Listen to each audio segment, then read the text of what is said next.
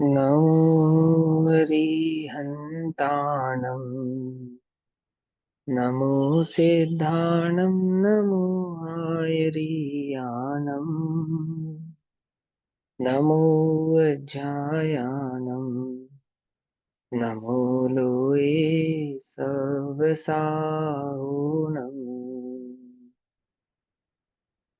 मङ्गलं भगवान् वीरो मङ्गलं गौतमो गणी मङ्गलं कुन्दकुन्दार्द्यो जैनधर्मोऽस्तु मङ्गलम् सर्वमङ्गल्यमाङ्गल्यं सर्वकल्याणकारकं प्रधानां सर्वधर्माणां जैनं जयतु शासनम् तज्जयति परं ज्योतिः समं समस्तैरनन्तपर्याये दर्पणतल इव सकला प्रतिफलति पदार्थमालिका यत्र।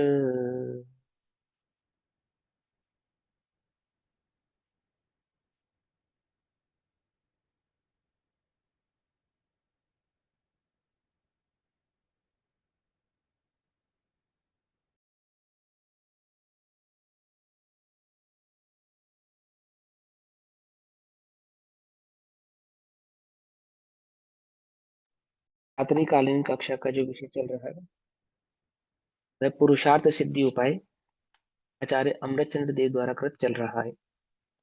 कक्षा का विषय है सम्यक चारित्र अधिकार के अंतर्गत शिक्षा व्रतों की चर्चा चल रही है। शिक्षा व्रतों के स्वरूप की चर्चा में श्लोक नंबर 162 नंबर का श्लोक चल रहा है, जिसमें वनस्पतियों के स्वरूप की चर्चा चल रही है। साधारण और प्रत्येक वनस्पति का स्वभाव स्वरूप समझा रहे हैं और वहां यह बतलाकर बतलाएंगे कि क्या ग्रहण करने योग्य है और क्या ग्रहण करने योग्य नहीं है। जगत में ऐसी कोई सामग्री नहीं है जो ग्रहण करने योग्य हो, ऐसी कोई सामग्री नहीं है। तथापि जीव के अस्थिर परिणाम के कारण करुणा बुद्धि से आचार्य देव यह उपदेश करते हैं, अपने गुण स्थान का उल्लंघन करके। क्या कहा? अपने गुण स्थान का उल्लंघन करके करुणा बुद्धि से उपदेश करते हैं। उनसे गुण स्थान का उल्लंघन करते हैं मालूम? मुनिराज अपना गुण स्थान छठा मानते ही नहीं है, व्यवहार से भी। समझना ध्यान से। यदि छठा अपना गुण स्थान माने तो उसमें बने रहने का प्रयास करें, परंतु वे छठे में स्थिर रहने का प्रयास ही नहीं करते व्यवहार से। वे वास्तव में अपना गुण स्थान तो सातवां मानते हैं। समझना ध्यान से, समझना ध्यान से बात को, है ना। सातवें से ऊपर के गुण स्थानों को तो अपना कहते हैं कदाचित, लेकिन सातवें से नीचे के गुण स्थानों को वे अपना नहीं कहते। आपने कभी पढ़ा सातवें गुण स्थान को मैली परिणति?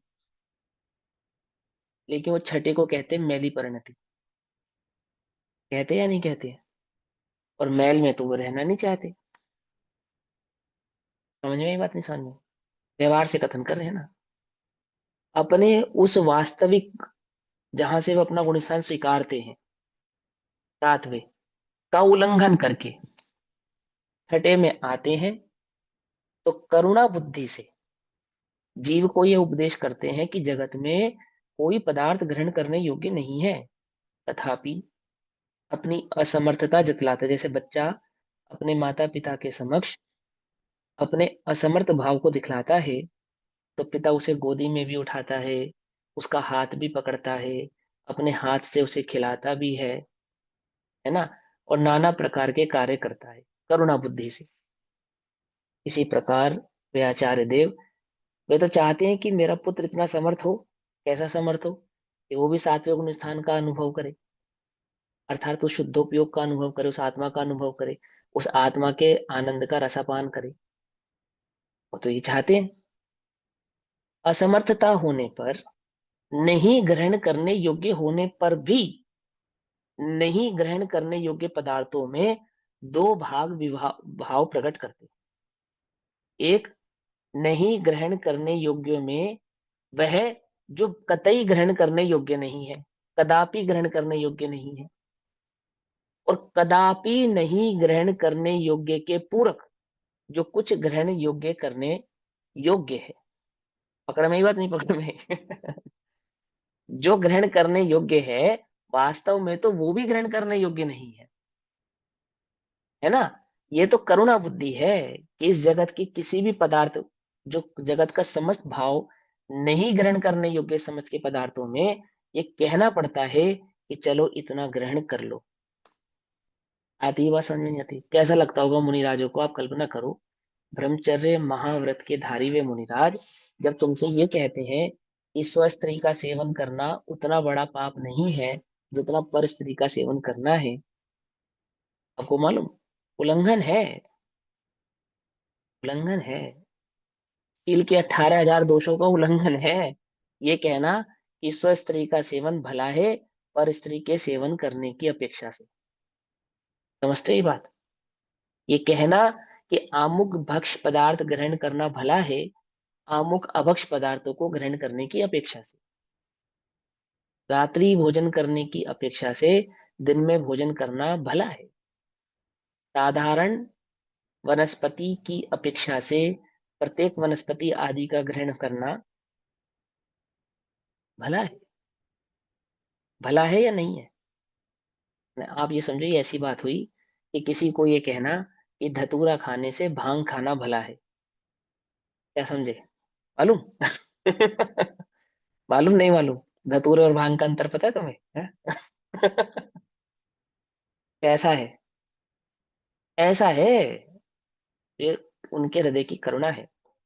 और ऐसे वे मुनिराज कहते हैं कि यदि कुछ ग्रहण करने का परिणाम ही है तो ग्रहण करने पदार्थों में अधिक हिंसा योग्य पदार्थों को ग्रहण नहीं करना चाहिए, अधिक हिंसक पदार्थों से दूर ही रहना चाहिए। और उस भाव को स्पष्ट करते हुए आचार्य भगवान वो वनस्पति के स्वरूप का वर्णन यहाँ पर करते हैं। और क्या कहते हैं?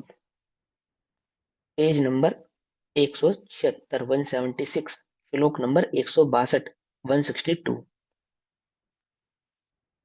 एकमपि प्रजिघांसु निहन्त्यन्तान्तस्तयोऽवश्यम् करणीयमशेषणाम् परिहरणमनन्तकायानाम्।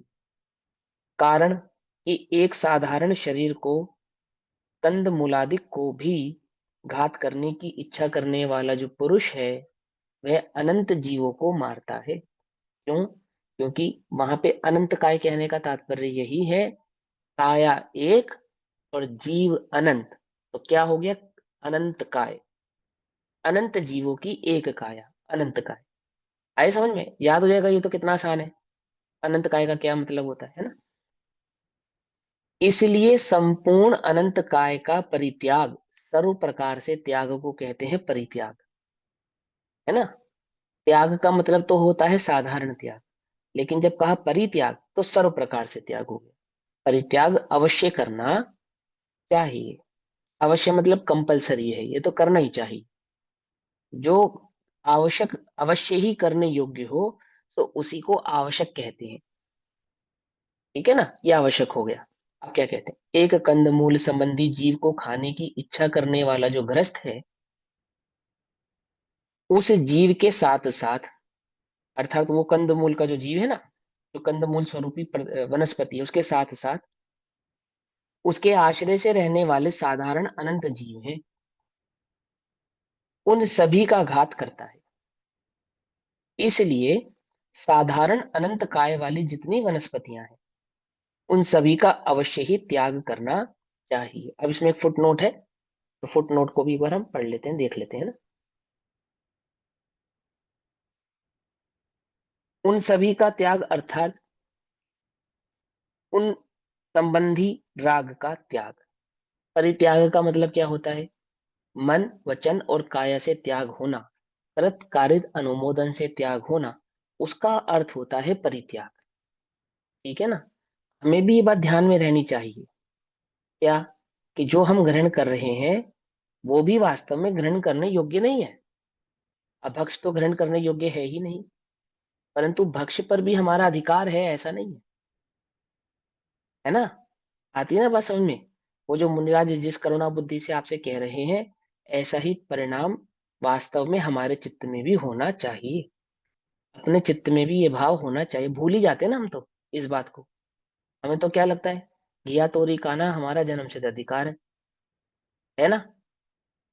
क्यों? ये घिया तोरी खाना हमारा जन्मसिद्ध अधिकार नहीं है। हमारा जन्मसिद्ध अधिकार तो शुद्ध उपयोग में रहना है। ठीक है ना? हम अपने अधिकार का उल्लंघन करते हैं तो कहते हैं अधिक हिंसा से कम हिंसा भली है। तो इस प्रकार इन पांच इंद्रिय के विषयों के सेवन करने की अनुमति नहीं देते, मजबूरी जतलाते हैं। अंतर है अनुमति और मजबूरी में, है ना? अंतर है। तो क्या कहते हैं देखो, उन सभी का त्याग अर्थात उस संबंधी राग का त्याग, वह भी मिथ्या अभिप्राय के त्याग रूप और स्वाश्रय के ग्रहण पूर्वक सम्यक दर्शन के बिना यथार्थ रीति से व्यवहार त्याग नहीं कहला सकता।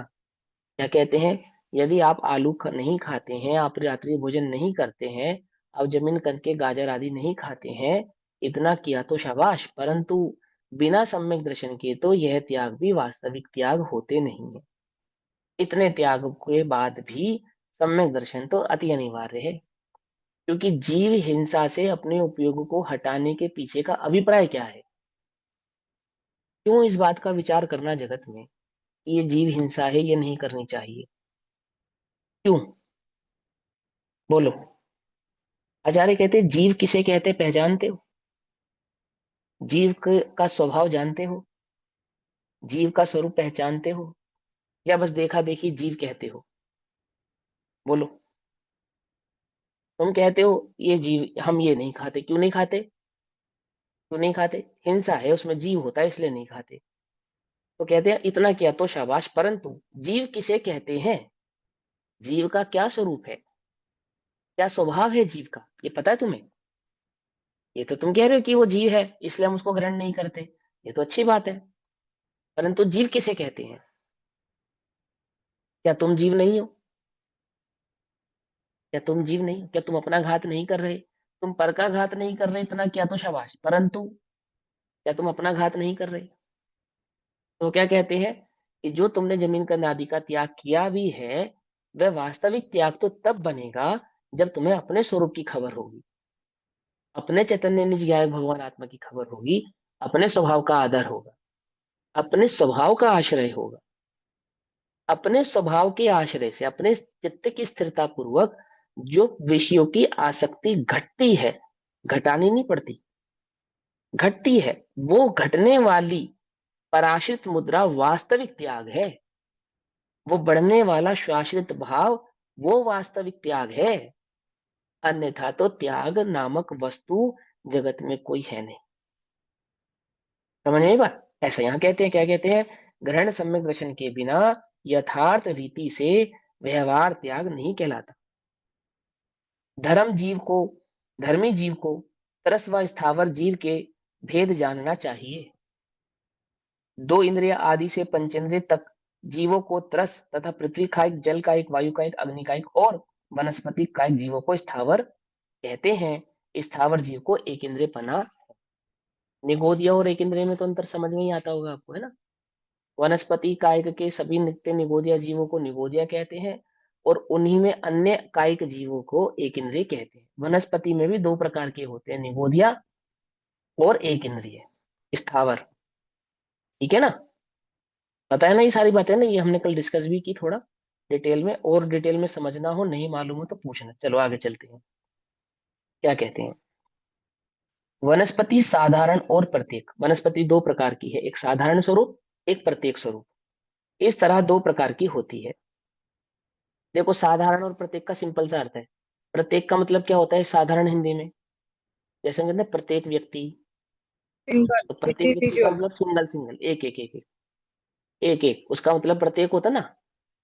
प्रत्येक जिसमें लगा ही एक है तो प्रत्येक हो गया। तो जिसकी जिसकी काया एक जीव के अधीन है उसको कहते हैं प्रत्येक,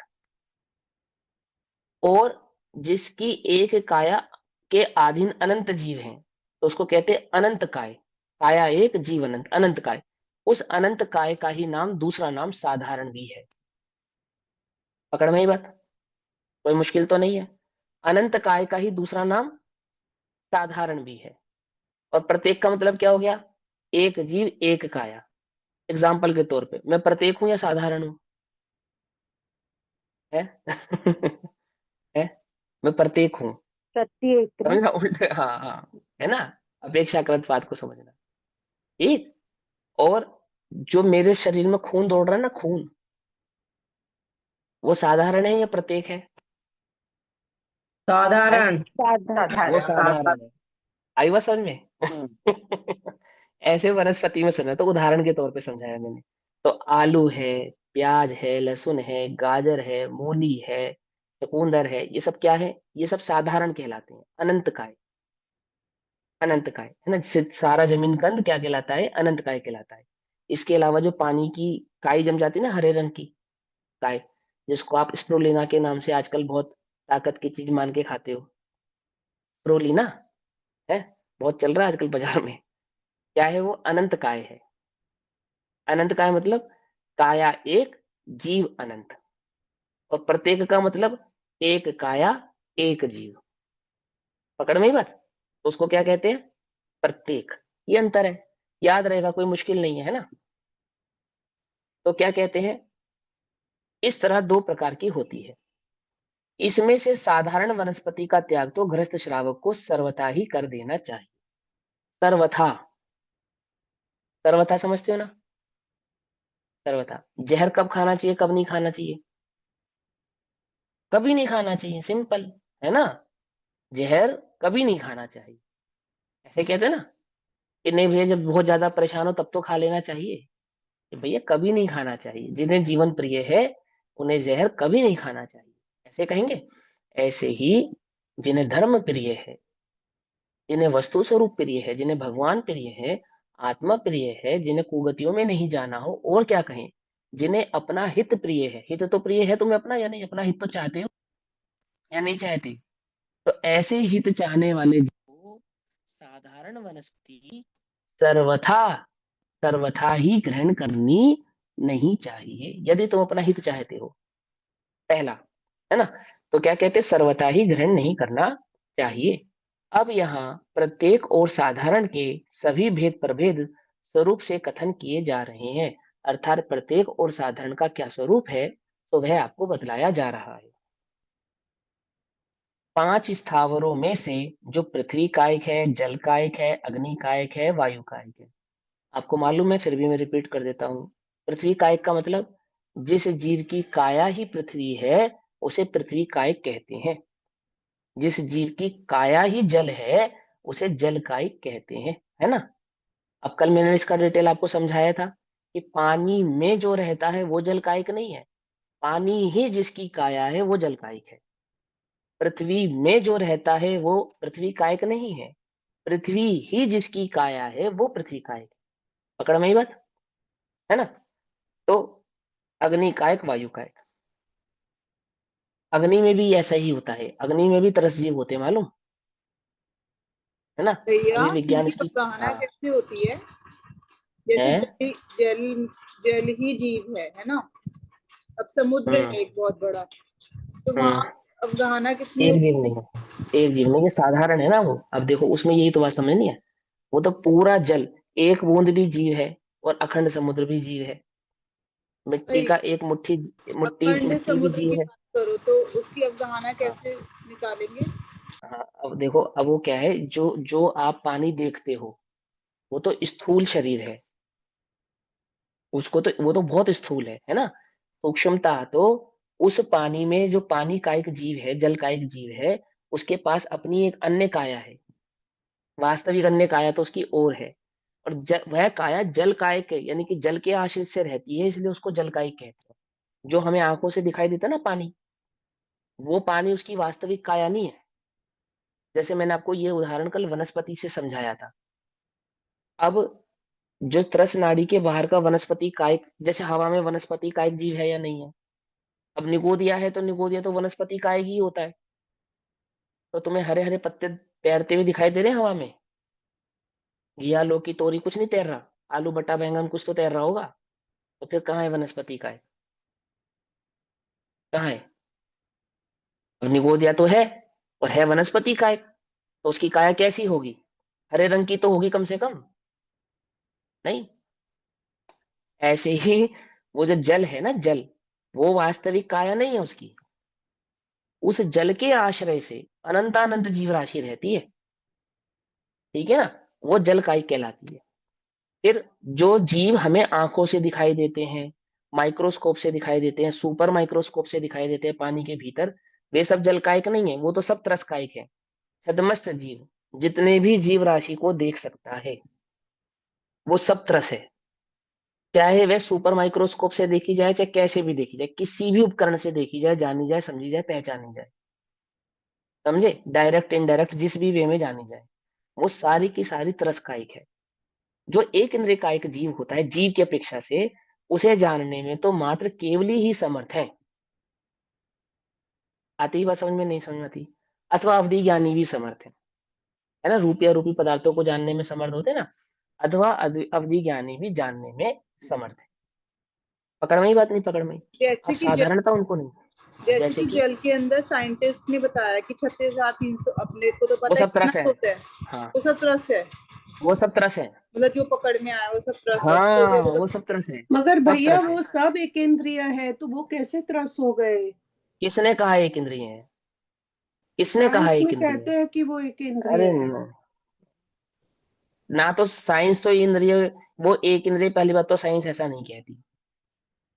पहली बात तो आप ये समझो, है ना, साइंस को उसकी इंद्रिय नहीं मालूम कितनी है, वो जीव है इतना मानती है, और वो पानी है ऐसा, मतलब पानी के, वो पानी के अंदर दिखाई दे रहा है ना आपको, भैया तो वो ये तो वैसे बात भी स्पष्ट ही हो गई। चलते हिलते हुए दिखते हैं, जब हाँ माइक्रोस्कोप से हाँ देखो तो हाँ हिलते हुए हाँ दिखते हैं वो।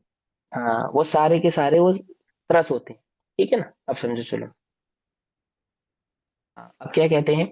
भैया जो एक इंद्रिय हाँ, है तो उनकी क्या अर्थ पर्याय है, इसीलिए वो जानने में नहीं आएगी?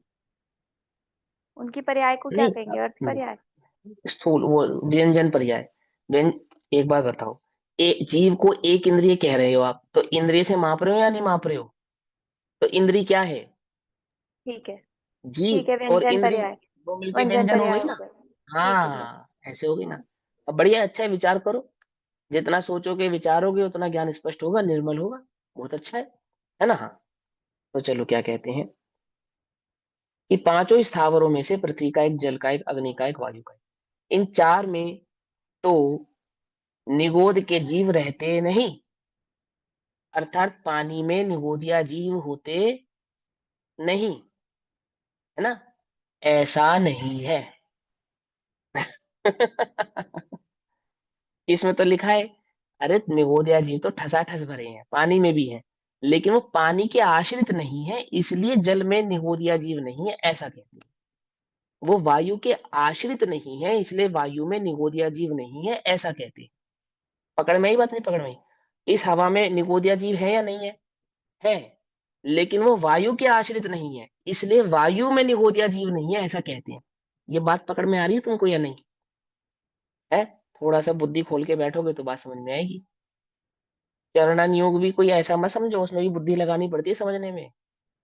ठीक है ना? पूरा पूरा उपयोग लगेगा तुम्हारा, अगर बारीकी से समझोगे तो देखो क्या कहते हैं, आयु का, इन चारों में तो निगोद के जीव रहते नहीं, है ना? इन चारों में निगोद के जीव रहते नहीं, इसका मतलब वहां निगोदिया नहीं, ऐसा नहीं। निगोदिया तो है, परंतु उनके आश्रित नहीं रहते, इसलिए कहा कि वहां निगोदिया नहीं, केवल एक वनस्पति कायिक में ही रहते हैं, अर्थात निगोदिया की जो कायिक है वो वनस्पति कायिक ही होती है। अब वनस्पति में वनस्पति कायिक होती है अलग, और निगोदिया होता है अलग। पकड़ में ही बात? सभी निगोदिया वनस्पति कायिक होते हैं, परंतु सभी वनस्पति कायिक निगोदिया होती नहीं है। जिस वनस्पति काय को हम साधारण और प्रतीक कह रहे हैं, वो निगोदिया नहीं है। आ रही है बात समझ में? नहीं समझ में आ रही है? क्यों निगोदिया उसे कहते हैं जो किसी के भी द्वारा बाधा प्राप्त करते नहीं है। पकड़ में आई बात? नहीं पकड़ में? है ना? ऐसे ही ना, वो बाधित नहीं होते ना, ये उसमें भी अंतर है। सूक्ष्म जीव बाधित नहीं होते, निगोदिया तो बाधित होते हैं। अरे सूक्ष्म और बादर का भेद होता है। बादर बाधित होते हैं, सूक्ष्म भी निगोदिया होते हैं, वो बाधित नहीं होते हैं। निगोदिया में भी सूक्ष्म होते हैं ना जो, वो बाधित नहीं होते हैं ऐसा। हालांकि निगोदिया जीवों का लिए तो जहां तक मुझे ध्यान है यही मैंने पढ़ा है कि ये बाधित नहीं होते।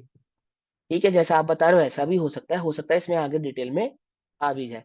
लेकिन लेकिन क्या यहाँ पे मूल बात क्या समझनी है कि वनस्पति कायिक में हम जिनको प्रत्येक और साधारण के नाम से पढ़ेंगे या जानेंगे वो निगोदिया नहीं है, लेकिन जितने भी निगोदिया हैं वो सब वनस्पति कायिक होते हैं। ये बात समझ में आ गई?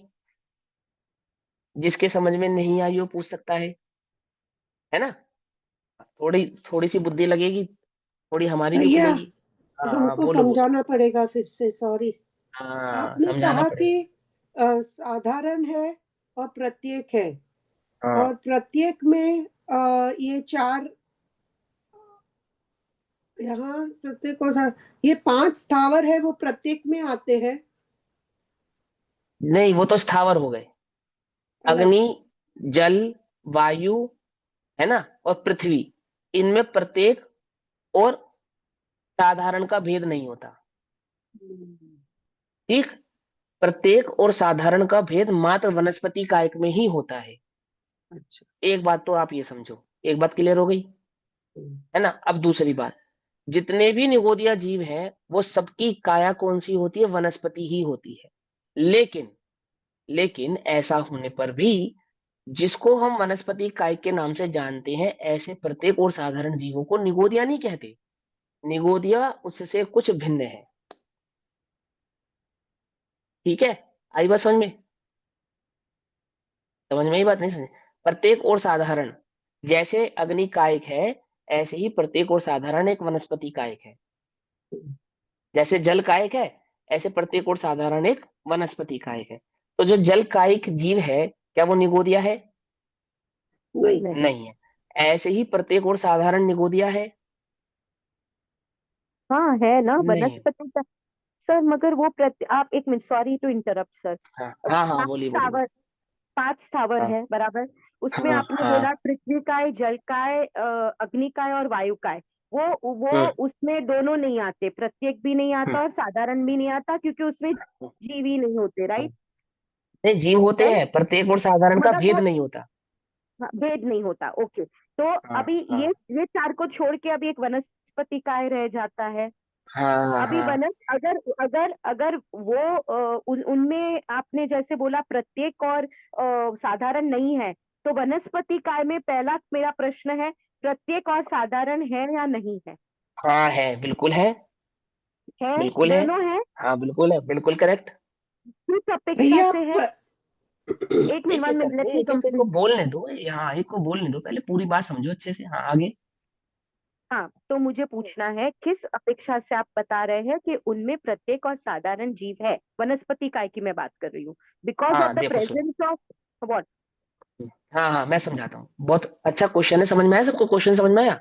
उन्होंने कहा कि अग्नि में, जल में, वायु में, इसमें आप कहते हो प्रत्येक और साधारण नहीं है, लेकिन वनस्पति में प्रत्येक और साधारण है। फिर आप उसमें निगोदिया को से अलग कह रहे हो। तो ये क्या अपेक्षा है? मुझे ये अपेक्षा समझ में नहीं आई। तो हम प्रत्येक और साधारण को क्या माने अगर हम उनको निगोदिया ना माने तो? ये प्रश्न है इनका। ठीक है ना? अब सुनो ध्यान से। सबसे पहले, साधारण किसको कहते हैं? एक काया अनंत जीव। अनंत जीवों की एक काया हो उसका नाम साधारण है। तो अनंत जीवों की एक काया ऐसे साधारण भाव से, ऐसी कोई अग्नि नहीं है कि वो एक एक हिस्सा आपने अग्नि का अलग कर दिया, ये कहा कि इस अग्नि में तो अनंत जीव है, और अग्नि का एक दूसरा हिस्सा आपने अलग करके कहा कि इस अग्नि में एक जीव है। लेकिन वनस्पतियों में ऐसा भेद होता है, जैसे आलू और घिया। तो आलू में तो कहते हैं अनंत जीव है, और घिया में कहते हैं एक जीव है। पकड़ में ही बात नहीं? पकड़ में ही? समझ में ही बात नहीं? समझ में ही? है ना? लेकिन आप अग्नि में ऐसे भेद नहीं कर सकते, आप जल में ऐसे भेद नहीं कर सकते, आप पृथ्वी कायिक में ऐसा भेद नहीं कर सकते, आप वायु में ऐसा भेद नहीं कर सकते कि वायु में इतने हिस्से में तो आप अनंत जीव मानो और इस हिस्से में एक ही जीव मानो। ऐसा नहीं कर सकते आप। म्यूट लेकिन कर ये दो एक किस में भेद सेकेंड होता है? इनका। हाँ, म्यूट कर दो एक बारी। जिनका, हाँ, किसी का अनम्यूट, अनम्यूट हो रहा है। म्यूट कर लो सब। हाँ, कोई बात नहीं, शिखा दीदी का म्यूट कर दो। और जिनको जो प्रश्न पूछना है सबके उत्तर आएंगे, चिंता मत करो, अच्छे से समझो। तो ये बात समझ में आ गई, प्रत्येक और साधारण का मतलब क्या कहा, और उनमें नहीं और इसमें, ये बात तो ये एक हमारा एक अलग चैप्टर हो गया। अब आ जाओ निगोदिया की बात। तो निगोदिया तो इस पूरे भैया लोक में ठसाठस भरे हुए हैं। भैया अपन ये कैसे कह सकते हैं कि घिया में एक जीव है और आलू में अनंत है? जैसा भगवान ने बतलाया, उनके भगवान के द्वारा बतलाए गए उस भाव को हम उसी प्रकार से स्वीकार करते हैं। ठीक है ना। यहाँ पे परीक्षा प्रधानी नहीं होना, यहाँ तो आज्ञा प्रधानी ही होना। ठीक है ना। यहाँ आज्ञा प्रधानी होने की मुख्यता से ऐसा कथन है कि भगवान के द्वारा बतलाए गए आगम के चरणानुयोग में ऐसा ही भाव प्रस्तुत है।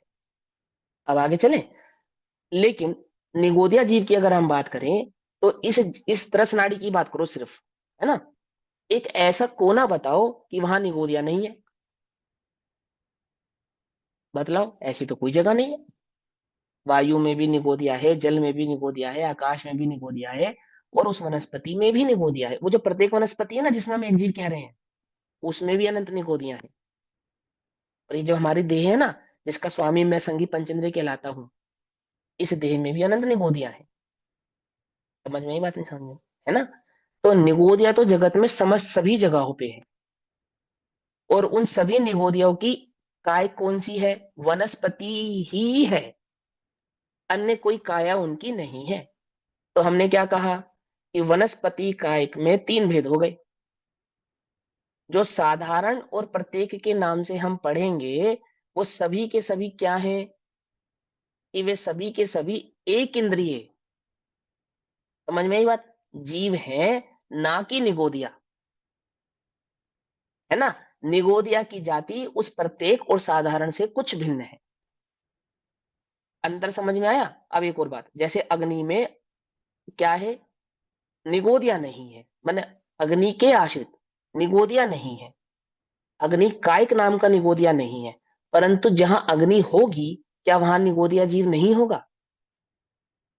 मान के चलो एक एरिया में अग्नि जल रही है, तो अग्नि की लपट जितने एरियो में है, जितना आकाश का क्षेत्र उसने घेरा है, क्या उतना आकाश का क्षेत्र निगोदिया विहीन हो गया, ऐसा माने। ऐसा तो नहीं मान सकते। तो निगोदिया तो वहां पे भी है, लेकिन वह निगोदिया अग्नि के आश्रित नहीं है। पकड़ में आई बात, नहीं पकड़ में आई? उसकी मतलब वो अपनी सत्ता अग्नि से, हाँ, अग्नि से कुछ भिन्न है। अग्नि के बुझ जाने पर अग्नि जायक कायिक जीव का तो घात होगा, लेकिन उस निगोदिया जीव को फर्क नहीं पड़ेगा उस अग्नि के होने से अथवा उस अग्नि के नहीं होने से। उसकी सत्ता उस अग्नि से कुछ भिन्न रहने वाली है। आती है बात समझ में, नहीं समझ में आती है। सो अग्नि सर, जली। हाँ। तो एक हाँ हाँ, बोलो सेकंड बोलो। है सर कि तो ये ये आप जो एक एक करके पूछो भैया, एक एक करके, हाँ बोलो बोलो। तो आप जो ये जो आप निगोद की बात कर रहे हो, सत्ता, निगोद की सत्ता की जब अग्नि चल रही है, तो आर यू टॉकिंग के वो निगोद वो स्पेस में है, वो जो हवा में है। हाँ हाँ हाँ, हाँ तो अगर अग्नि हाँ जल रही है तो अग्नि हाँ अग्नि अग्नि के आश्रित निगोद नहीं हो सकता है। बट हाँ वो स्पेस के पार्ट में निगोद है, तो अगर अग्नि वहां हाँ जली तो वो स्पेस में हाँ जितने निगोद है वो अग्नि की हाँ। चक्कर में आके तो उनका तो वो मर सकते हैं ना सर। नहीं, वही तो बताया ना, वो घात नहीं, उनका वो बाधा नहीं पहुंचाते, वही तो समझाई थी अभी बात।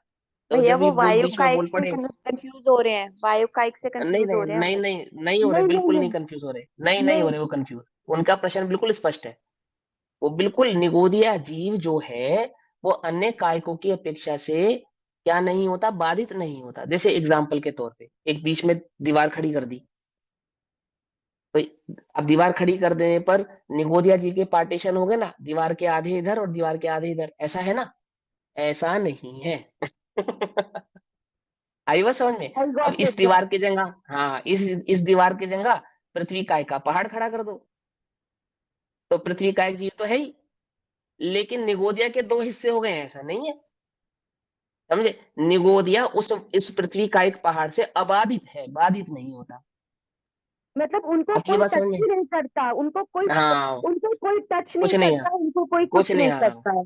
कुछ नहीं अच्छा, करता। गॉट लेकिन इट। तो और वो वो कभी अपने नहीं स्वभाव मरेंगे, से ही, कभी अपने नहीं स्वभाव मरेंगे। से, अपने स्वभाव से प्रति समय एक समय में 18 बार जन्म मरण को नित्य ही प्राप्त हो रहे हैं, हाँ, अपने ही स्वभाव से।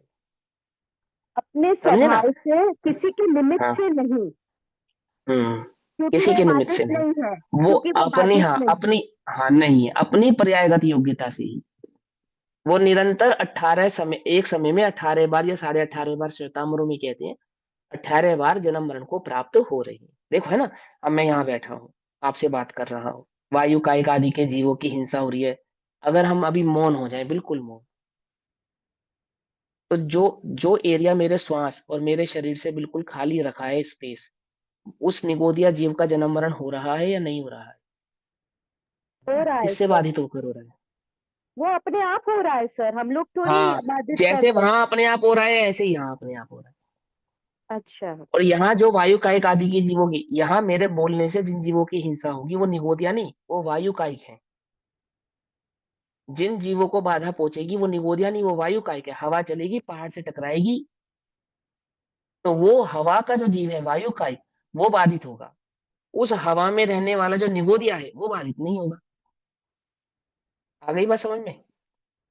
हुआ पवन फिरा भन्नाता, दुनिया में खाक उड़ाता। जब मैं वायु कायिक में गया तो कैसा हो गया? वो जो हवा आंधियों की तरह चलती है, सारी दुनिया में मिट्टी उड़ाती फिरती है। हुआ पवन, हुआ पवन, पवन कुमार वाला पवन नहीं, हनुमान का पिता पवन। हुआ पवन फिरा भन्नाता, हवा चलती ना, भन्नाती हुई, दुनिया में खाक उड़ाता। समझ में बात नहीं, है ना? हाँ, कहीं, कहीं, मुझे शब्द ध्यान नहीं आ रहा, कहीं पहाड़ों से टकराता, गगनों में शोर मचाता। हवा चलती है, बड़ी शोर करती है जबरदस्त, जब तेज चलती है। तो वहां वायु कायिक जीवों की स्वरूप का समझा रहे हैं कि जब मैं वायु कायिक में था तो मेरी क्या स्थिति थी, ऐसी स्थिति थी। तो जो बाधा होगी वो वायु कायिक को तो होगी, ऐसे फूंक मारूंगा तो वायु कायिक, अग्नि होगी तो अग्नि कायिक, जल होगा तो जल कायिक के जीवों की तो हिंसा होगी। किसकी नहीं होगी? निगोदिया की नहीं होगी। फर्क पड़ रहा है या नहीं, समझ में आ रही है बात? गरम गरम दूध पे तुम फूंक मारते हो तो क्या होता है? क्या होता है? वो तुम्हारे मुंह के एटमॉस्फेयर में जो जीव होते हैं, वो जो दूध और तुम्हारे फूंक के बीच के एटमॉस्फेयर के जो जीव होते हैं, और वो जो दूध की भाप से अन्य जो जीव होते हैं, उन सबका तो घात होता है। इसका नहीं होता, निगोदिया का नहीं होता। उस निगोदिया का जन्म मरण तो अपने ही आश्रय से, अपने ही स्वभाव से 18 बार प्रति समय जन्म मरण को वह जीव प्राप्त होता रहता है। आती है बात समझ में? अब दूसरा क्वेश्चन किसी और का हो तो मेरा शंकर क्वेश्चन है। है भैया, हाँ, इधर बोलिए बोलिए। 5 मेरा स्थावर भी है है। ना, तो नाम तो 4 स्थावर के दिए हैं, पृथ्वी का है, जल का है, हाँ, अग्नि का है, वायु का है, तो पांचवा कौन है? वनस्पति का एक, और वही तो समझा वनस्पति रहे थे, काय वहीं से में तो अपने सारे। निगोद है, हाँ, वहां वनस्पति काय में अपने हाँ, निगोद है। वनस्पति कायक में निगोद भी है, लेकिन वनस्पति कायक वाला निगोद हमारे द्वारा बाधित नहीं होगा। वनस्पति कायक जीव ही बाधित होगा, जिसको प्रत्येक और साधारण के नाम से हम यहाँ पर अभी चर्चा में समझेंगे। आई समझ में? लगी कुछ बुद्धि? हाँ, अब और किसका कोई प्रश्न है पूछो हाँ, भैया, आपका मेरा है भी है रचना, जल्दी भैया। पूछो। जैसे हाँ, काई बोलो के बोलो। तो काई तो निगोद है, वो दिखती है, वो हम आंखों से भी दिखती है, जबकि निगोद के तो बाकी कहीं कुछ दिखता नहीं है ऐसे, या उसमें भी दो तरीके का होता है। निगोदिया भी है, निगोदिया ही नहीं है। जो वो जो कायिक है ना, काया, जिसको काई काई कहते हैं, काई मतलब वो पानी का, पानी की गंदगी, पानी में जो जम जाती है उसको काई, उस काई की बात कर रहे हैं, ये कीचड़ आदि में जम जाती है। वो भी वनस्पति कायिक का भेद है, साधारण वनस्पति है वो। निगोद यानी वो साधारण वनस्पति है। समझ में नहीं बात? और साधारण वनस्पति किसको कहना? काया एक, जीव अनंत।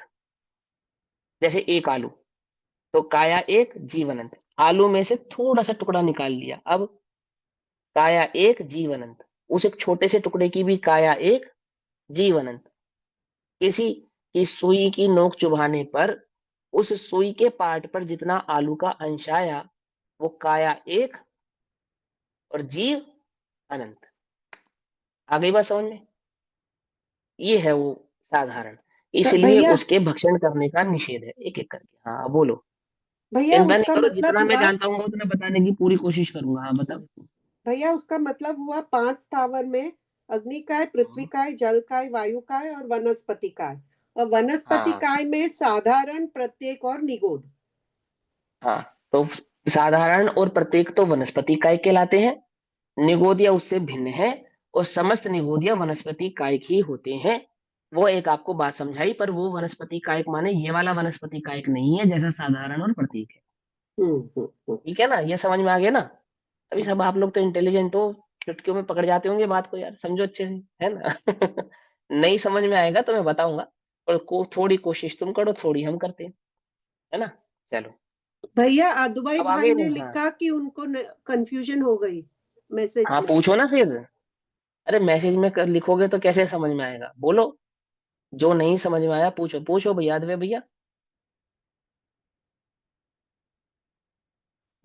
भैया वो शालिनी चलो है, आज अद्वै नहीं है, शालिनी है। वो लिख रही तो है, अद्वै के शालिनी, नाम से तो ज्वाइन बोलो। किया हुआ है उसने। तो शालिनी दीदी को कोई शर्म आ रही है पूछने में? है ये छोटे हो जाएंगे कुछ, पूछो क्या पूछना है बताओ। हो सकता है आपकी ऐसी शंका हो जो औरों के चित्त में भी उनके उनके संज्ञान में ना हो, उनकी भी क्लियर हो जाएगी। चलो भैया सुनो। हाँ, एक भैया वनस्पति कायिक में ही। हाँ जी। भैया ये जो हाँ जी हाँ सरना जी। राम जी की पुस्तक है मेरे पास, सरना राम जी ने इसकी हाँ टीका लिखी है।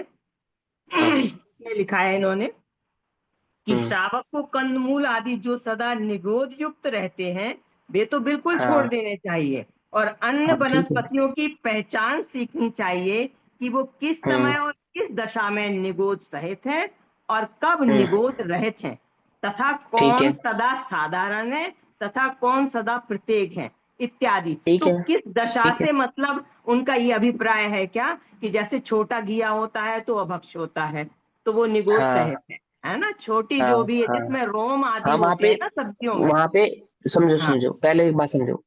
जब हम वनस्पतियों में निगोद है ऐसा कहते हैं, तो वहां निगोद है कहने का तात्पर्य साधारण से होता है। समझने मेरी बात, नहीं समझ में आई बात? उस वनस्पति को हम वास्तव में कहना तो चाहते हैं साधारण, और शास्त्र में ऐसी ही भाषा है कि साधारण वनस्पति को निगोदिया जीव वाला कहा जाता है। अब निगोदिया तो जगत में सभी समस्त जगह है ना, स्पेशल कोई उस वनस्पति में निगोदिया है ऐसा नहीं है। वो साधारण वनस्पति है, उस अपेक्षा से उसको निगोदिया। एक बात तो ये हो गई। अब दूसरी बात कि हाँ, जो कच्ची सब्जियां होती हैं वो साधारण भी होती हैं और पक जाने पर प्रतीक हो जाती हैं, जैसे घिया है। या आप बेबी कॉर्न खाते हो आजकल? बेबी कॉर्न, बेबी कॉर्न खाते हो ना? तो बेबी कॉर्न क्या है? हम लोग तो नहीं भैया कौन खाते। तो, हाँ, हाँ आप समझा रहा है। जो समझदार हैं, विवेकी जन है, वो नहीं खाते क्योंकि आपने पहचान की है। अब जिन्हें पहचान नहीं, उन्हें तो पहचान करानी पड़ेगी ना। तो हम क्या कहते हैं, भैया वो तो भुट्टा है, भुट्टा थोड़ी अभक्ष है। कि बिल्कुल सही बात है, भुट्टा अभक्ष नहीं है। लेकिन अगर भुट्टा अपरिपक्व अवस्था में है तो वही भुट्टा क्या कहलाता है? साधारण वनस्पति कहलाता है। यानी वो छोटी अवस्था ना, कच्ची अवस्था, बेबी, बेबी अवस्था में भुट्टा हो जाता है साधारण वनस्पति। और वही भुट्टा जब परिपक्व हो जाता है, पूर्ण अवस्था को प्राप्त हो जाता है, तो वो साधारण से प्रत्येक में कन्वर्ट हो जाता है। यही चीज अन्य सब्जियों के साथ भी होती है। आजकल एक बेबी टमाटोस का रिवाज चला है, लोग बेबी टमाटोस खाते हैं। तो आपने 22 प्रकार के अभक्षों में एक तुच्छ फल नाम का अभक्ष होता है। तुच्छ, ओला, गोड़, बड़ा बिल्कुल निष्भोजन, बिल्कुल, बहुलीजा, हाँ वो व्यंजन, संदर, तुच्छ तुषार बढ़ती चलित। पर, ऊपर हाँ कटुमन, हाँ, हम्म। है ना? उसमें एक तुच्छ होता है, एक फल होता है तुच्छ, माने छोटा फल, छोटा फल। अर्थात ऐसा शाक सब्जियां जो जिनकी विकसित अवस्था तो बड़ी है, लेकिन वो अविकसित अवस्था में बहुत अधिक छोटे होते हैं। ऐसे बहुत अधिक छोटे फलों का सेवन नहीं करना चाहिए। बहुत अधिक छोटी वनस्पति का सेवन नहीं करना चाहिए। क्यों? क्योंकि अपरिपक्व अवस्था में वो साधारण वनस्पति रूप रहती है, और परिपक्व अवस्था हो जाने पर ही वो प्रत्येक में कन्वर्ट होती है। बिल्कुल बिल्कुल, जैसे कद्दू है, कद्दू ऐसा इतना बड़ा कद्दू उसका भी वो है। होता है हाँ शरीर, और अगर बहुत छोटा हाँ। सा हो तो वो अभक्ष है, ऐसी भैया घिया एक आदि। सेकेंड, हाँ, भैया हाँ लेकिन अभी जो आप पढ़ा रहे हो उसी लेवल तक ही लेकर चलो, अभी सब कंफ्यूज हो रहे हैं बहुत ज्यादा, हेमल आंटी बहुत ज्यादा कंफ्यूज हो रही है। सुनो सुनो सुनो, एक मिनट सुनो। आप कंफ्यूज हुए या नहीं हुए पहले आप ये बताओ। कोई आप अपनी कंफ्यूजन क्लियर करो, हाँ अपनी क्लियर करो फिर कंफ्यूजन। जो कंफ्यूज होगा वो अपनी कंफ्यूजन क्लियर करेगा। एक्चुअली इतने सारे समझे? क्वेश्चंस थे ना, वैसे मेरे को पॉइंट क्लियर है, मैं अपने माइंड में ठीक कर लूँ। हाँ चलो ठीक है, बस नहीं क्लियर हो तो पूछ लेना। हाँ और कोई कंफ्यूज हुआ है? हेमल दीदी आप कंफ्यूज हुए? नहीं कंफ्यूज हाँ हुई, बोलो। मगर अभी क्वेश्चन है कि ये जो हाँ क्या? बेबी स्टेट में जो टमाटर है, बेबी कॉर्न है, वो हाँ नई अभक्ष में आ जाएंगे फिर? अभक्ष में आ जाएंगे, हाँ अभक्ष हो गए, वो सभी अभक्ष हो गए। ठीक है। तो और वो कोई प्रश्न? साधारण सेम लाइक पोटैटो, आलू के जैसे साधारण होंगे वो? हाँ बिल्कुल, जैसा साधारण आलू, आलू छोटी अवस्था हो चाहे बड़ी अवस्था हो, सदैव ही साधारण रहता है। लेकिन प्रत्येक वनस्पति अपनी छोटी अपरिपक्व अवस्था में, बेबी अवस्था में क्या होती है? साधारण ही होती है। बट सर कच्चे हाँ, मटर के दाने बिल्कुल छोटे छोटे, एकदम वो साधारण होते हैं। ऐसा, हाँ पूछो। तो सर व्हाट हैपेंस, वो साधारण से एक कैसे बन जाते हैं? मतलब हाँ अगर ऐसी अवस्था है। एक हाँ शरीर में अनंत हाँ जीव है, जब वो छोटा हाँ है, हाँ तो जब वो हाँ। बड़ा होता है तो एक हम्म। शरीर और एक ही जीव है, ये बन हाँ जाता है। तो वो कैसे होता हाँ, है ट्रांसफॉर्मेशन? जैसे छोटे बच्चे के शरीर में 306 हड्डियां होती हैं, बड़े होते होते 208 रह जाती हैं, बाकी कहाँ चली जाती हैं? कुछ टीचर चबा जाते हैं, कुछ माता पिता चबा जाते हैं ना।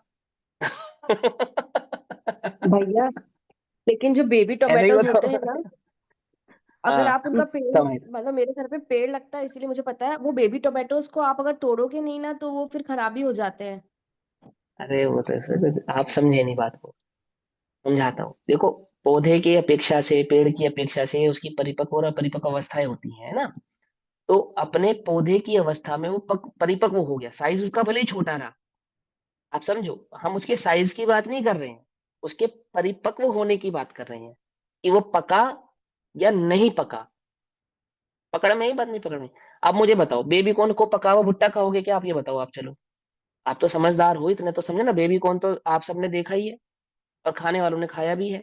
तो क्या आप उसे पका हुआ भुट्टा कहोगे कि वो पका हुआ कौन है? ऐसा तो नहीं कह सकते ना, वो तो स्पष्ट ही समझ में आ रहा है ना।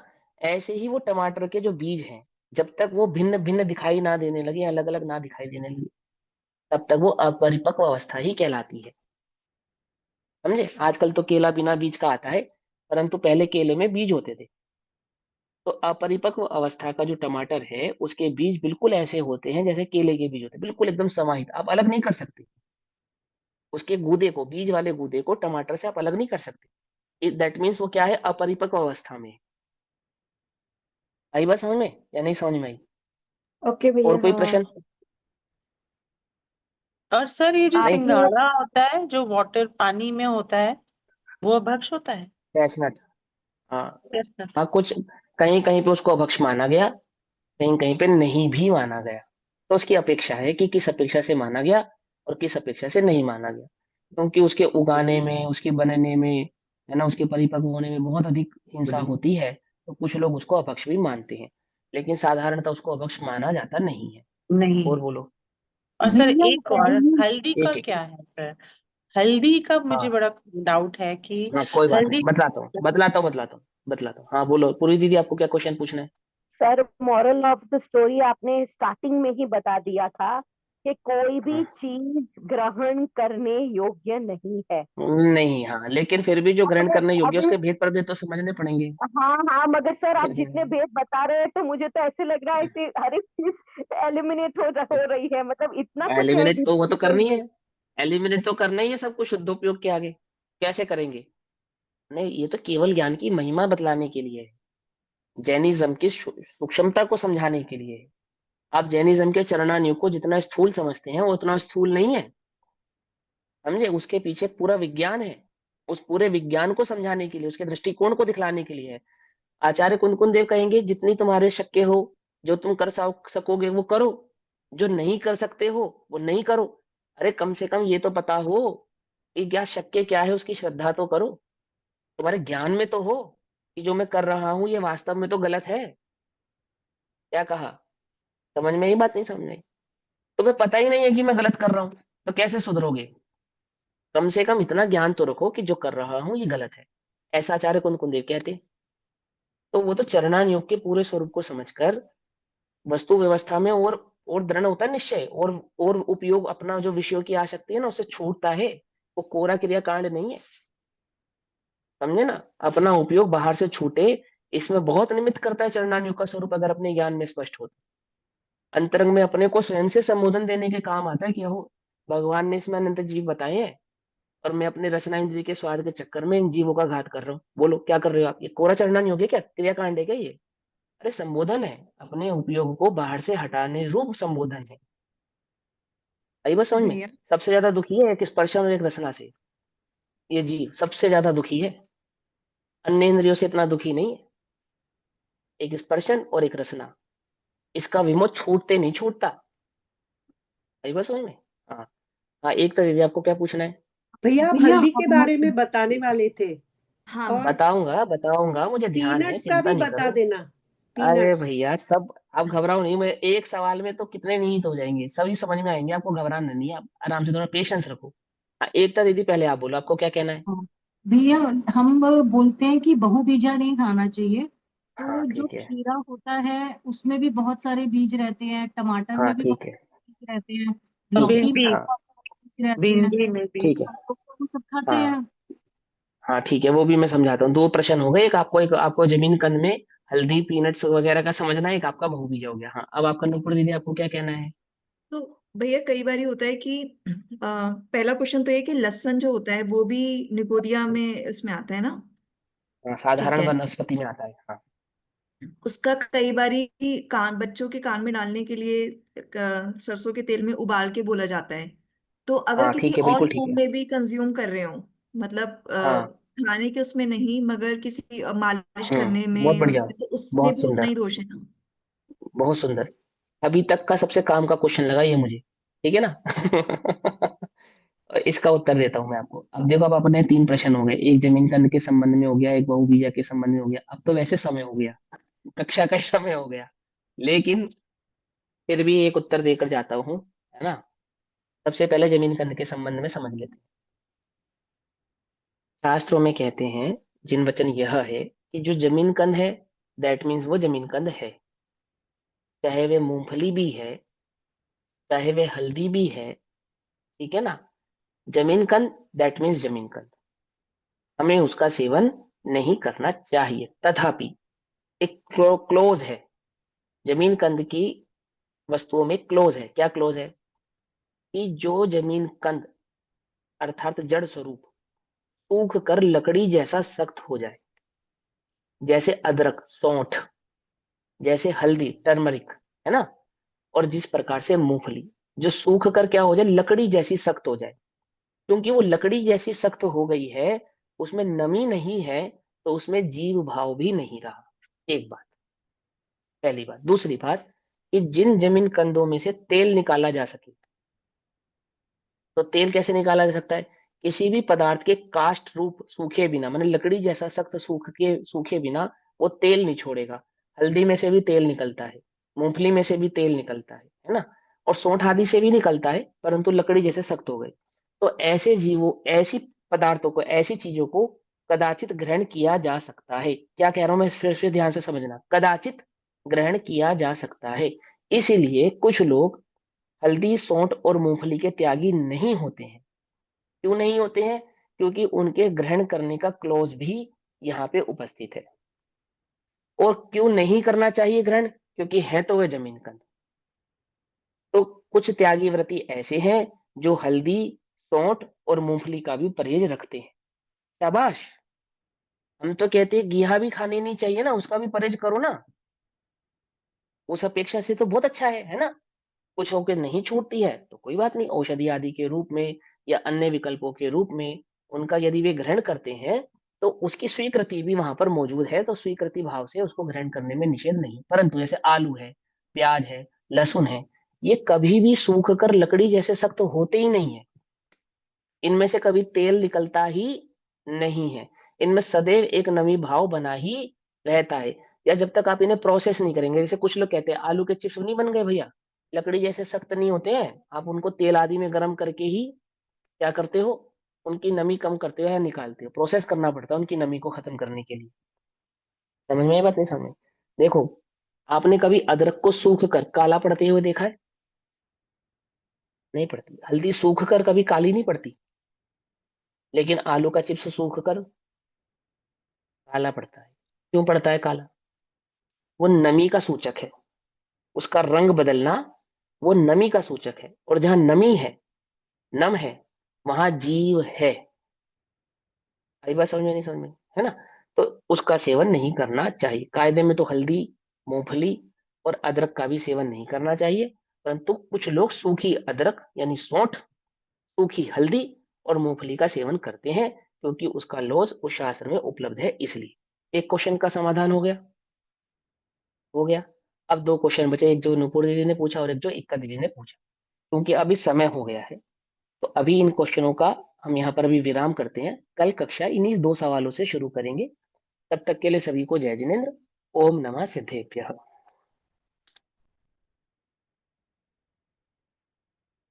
निज निधि निज में बताई, यह अनंत उपकार है, उसके लिए जिन वाणी माँ को वंदना शतबार।